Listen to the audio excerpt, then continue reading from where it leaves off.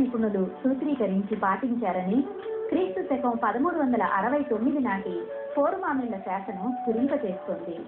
చెరువుల ఒడ్డున ఉన్న శాసనాలు చదివితే కాకతీయుల ముందు చూపు, నిబద్ధత, ప్రజల అవసరాలపై వారి అవగాహన స్పష్టమవుతాయి.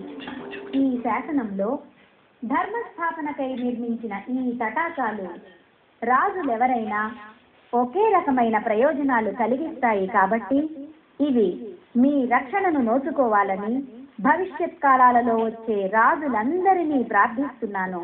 నా వంశం వారు గాని మరి ఇతరులు గాని ఇక ముందు ప్రభువులైనప్పుడు ఈ నిర్మాణాలను నిర్మల మనస్కులై రక్షింతురుగాక.